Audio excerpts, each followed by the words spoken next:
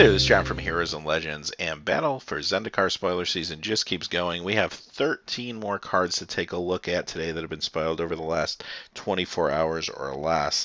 And if you haven't subscribed yet to the channel, this is definitely a good time to do so. We'll be putting spoiler videos out every day that new cards are spoiled, help you keep track of everything that's coming out, and then a week from tomorrow, the full set will be spoiled, and we'll begin our full set review going color by color to get you ready for the pre-release. So having said that, let's jump into the cards. First card is not a new spoiler, but I did want to show you the art on this. This is Stasis Snare. It was spoiled a few days ago, but we saw the promo version of it, so this is the actual Battle for Zendikar version of it. I won't go into detail. Again, you can see that in a prior video, but it is an extremely good card, I will say that. Next is Scythe Leopard, and this is the same deal as the last. We saw this previously spoiled as a promo card, so this version is the actual art that you'll see in Battle for Zendikar. Now that we've looked at those, let's start looking at our 13 brand new cards. The first card of the day is actually a reprint. It's Felidar Sovereign. It costs 2 white, 4 colorless, 4/6. It has Vigilance and Lifelink. It's a cat beast, and at the beginning of your upkeep, if you have 40 or more life, you win the game. So this was originally printed in the first Zendikar as a mythic rare. It's coming back now as a rare, which I think is more than fair for this card. As far as standard constructed goes, not really that type of card. It doesn't have any true evasion. You're paying a lot for a 4/6. Even though Vigilance and Lifelink is nice, it's not really going to make that constructed realm. As far as casual players go, this has been a huge casual card, and you probably at some point have come up against this if you've been playing Magic for a little while, and especially kitchen table Magic. As far as Commander goes, I have seen this played a little bit here and there in Commander, so it isn't out of the question to put this into a Commander deck and try to get a side win condition of the 40 or more life.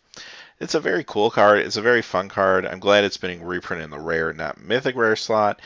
When you talk about limited, it's a great limited guy, though. It's 4/6 for 6 with Vigilance and Lifelink is going to be great in limited.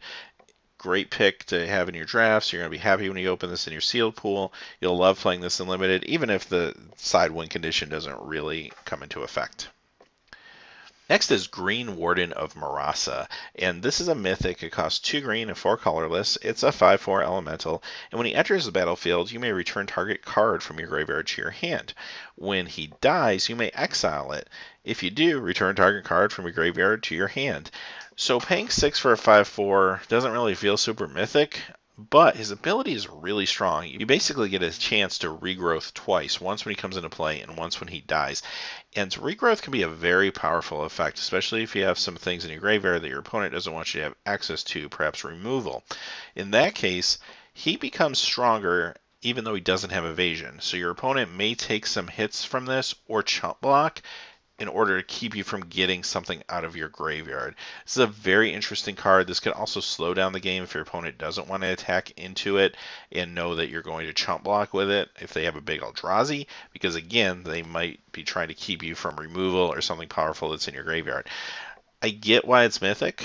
When you first glance at it, it doesn't necessarily feel mythic, but I think this is a very powerful effect, especially in limited, and that's why they had to restrict this a little bit. As far as constructed goes, I don't know if it's really going to cross over into standard just because of its casting cost and its stats are a little bit low, but it is a powerful effect. Next is Catacombs Sifter. 1 green, 1 black, 1 colorless. It's an Eldrazi Drone at uncommon. It's 2/3. It has Devoid, so it counts as a colorless card.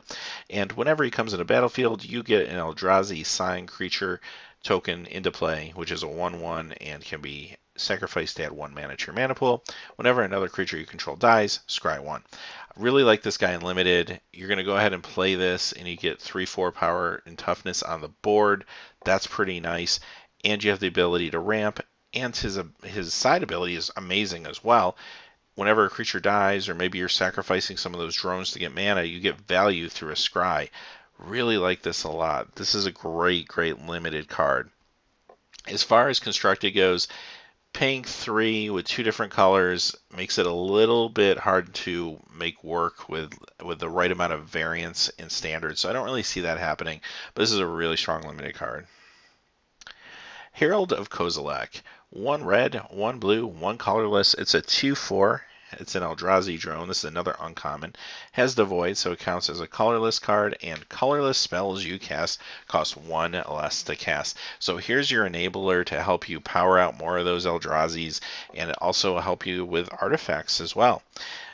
Now, this is another strong limited card that's going to make you want to build around when you pick it early. You're going to get this, and then you're going to go out there and try to get some more of those Eldrazi's. This is a great card for limited. I really like it, especially in draft. As far as constructed standard goes, don't really seeing it being that strong there, just because early game it's not a bad card, assuming you're able to cast it, considering it is 2 different colors and a colorless. But then late game, it kind of becomes obsolete when you have enough mana to cast your stuff anyway, and basically you're only getting a 2/4 out of it as far as its power and toughness. So don't really see it doing much there, but really cool card for limited, and I definitely see this in a Eldrazi commander deck, or even a commander deck that's just revolving around artifacts. The next card is Drama's Emissary. 1 black, 1 white, a colorless. This is a vampire cleric ally.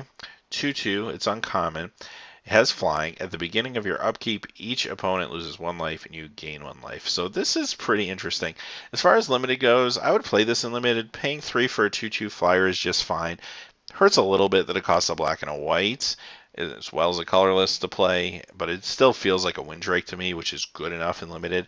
Then on top of that, you have the ally synergies, and there's some strong ally cards that have already been spoiled. We're going to look at a few more today even that are really strong. There's a good chance allies will become a tribal thing in standard, and you'll see that in just a moment. But other applications for this card, definitely good in limited.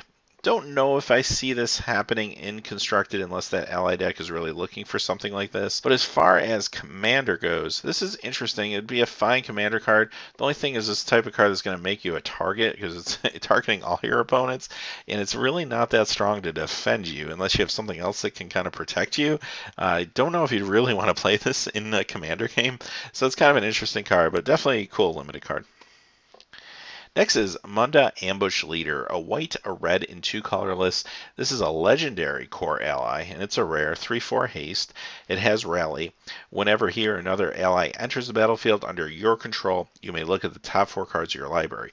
If you do, reveal any number of ally cards from among them, then put those cards on top of your library in any order, and the rest on the bottom in any order. This is another good limited card if you're playing a ally strategy. Maybe not quite as good in sealed, but it's still a 3/4 with haste for 4. That's not horrible stats. But if you're able to draft a lot of allies, this will be a good draft card for you. As far as commander goes, it is legendary. I think there'll be people that will try to make this work as a commander, but you're going to have to obviously have a very strong ally theme if you want this to be your commander. It could just be in a commander deck too to help you stack your deck a little bit to get to those allies, and a really great casual card as well for playing ally decks. Don't know if it would cross over into a standard version of the ally deck. Again, I think the ally deck that could emerge in standard is going to be a really lean, economical deck, fast aggro deck perhaps. So this one doesn't quite do what it needs to do fast enough for constructed, I don't believe. But again, in a moment, I think you'll see some that are a little more powerful. Next we have Resolute Blademaster, a white, a red, 3 colorless. This is a 2/2 human soldier ally, uncommon. He has rally. Whenever he or another ally enters the battlefield under your control, creatures you control gain double strike until end of turn. Now we're starting to talk higher power. This is pretty amazing. So let's look at constructed first. Yeah, this is going to be awesome in an ally deck. We saw a card yesterday that when an ally came into play gave all your creatures +2/+2. Could you imagine having that and this into play? You play another ally and all your creatures get +2/+2 and double strike? That's insanity. So that's going to be awesome and very possible in your limited environment. So watch for these in draft. Watch for these even in sealed to make an impact. Now, as far as crossing over into standard, 5's a little pricey for a 2/2. It can be easily removed, and I think that's going to hurt it from being a part of a ally tribal deck if that deck's out there. There's other more economical ways, I think, to make the allies work just from what we've seen so far, so I don't know if we'll get there, but this is really, really strong. I really like the design of this card. Next is Skywriter Elf. 1 green, 1 blue, and X. This is an Elf Warrior ally, uncommon, 0/0 flying. It has Converge. Skywriter Elf enters the battlefield with a +1/+1 counter on it for each color of mana spent to cast it. Now, here's where we start talking about economical power with these allies. You can play this for 2 mana and get a 2/2 flyer. That's awesome. So look at it this way. If I get green and blue, now granted, sometimes it's hard to do on your second turn, but hopefully there's enough color fixing, it looks like there will be, that you play this on your second turn, you get a 2/2 flyer, and it's an ally, and now you start doing all those other crazy tricks, like putting in play the card that's going to give it +2/+2, other ways to kind of pump your creatures, and this is pretty awesome. If you happen to have a third color, more power to you. Then you got a 3/3 flyer, perhaps for 3. But even if you're just playing this for 2 as a 2/2, this is pretty amazing. Really like this card. This is definitely standard playable. It's going to be a limited, just really strong aggro card for, especially in an ally build. But even if it's not an ally build, still a strong aggro card. Really like this.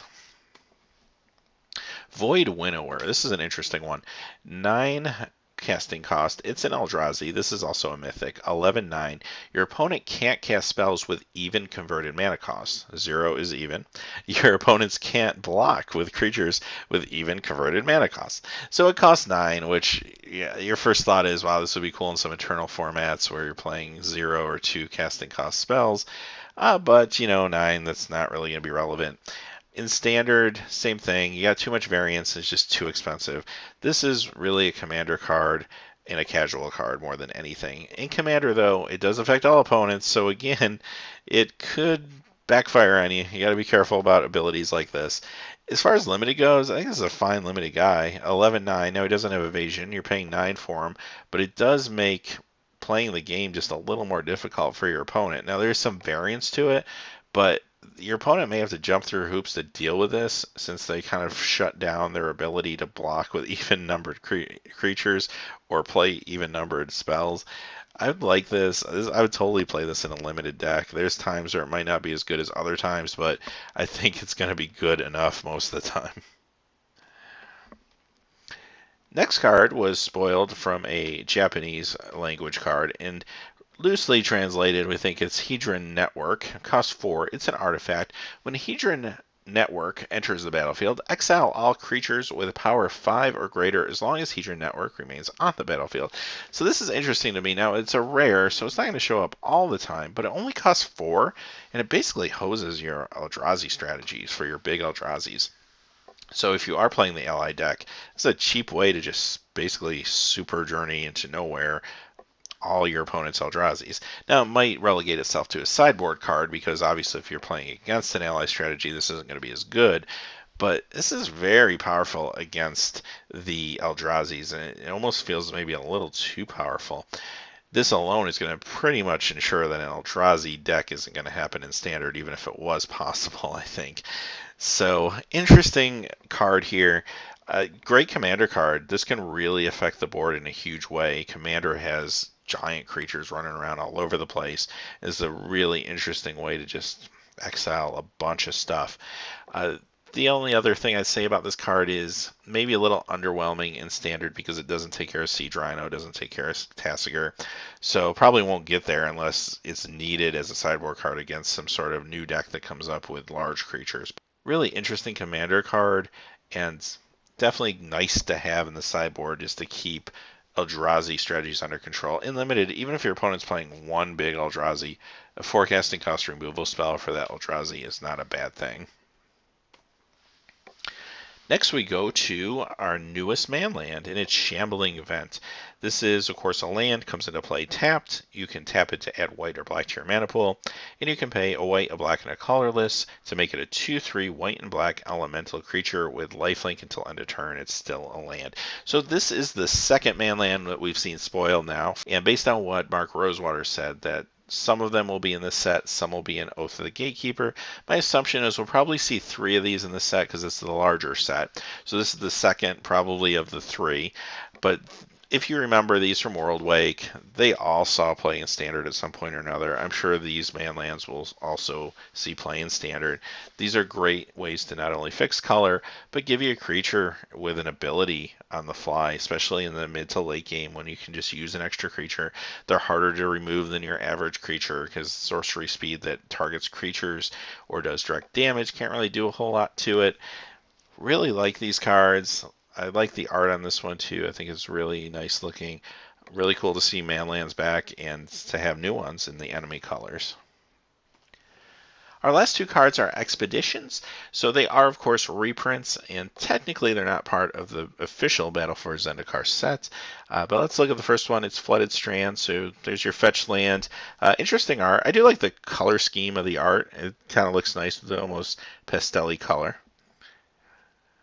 And the next one is Temple Garden. Of course, it's the Shock land, and it has that Eldrazi themed art to it. So those are the latest of the expeditions. We're starting to get to the point where we're seeing a lot of the expeditions now. There's still a few more that have yet to be spoiled. So having said that, we got through our 13 cards for the day. Just want to thank everybody for watching. Please remember to like and subscribe. If you haven't checked out our Patreon page, there's a link in the top right corner. Please do so.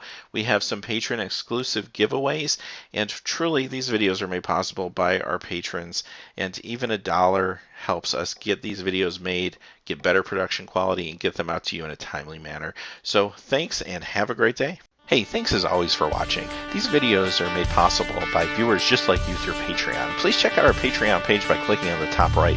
Down below, we have more links to quality Magic the Gathering content. And if you're interested in seeing trading cards open that aren't Magic the Gathering, check out the link to our trading card channel, Heroes and Legends Trading Cards. Thanks and have a great day.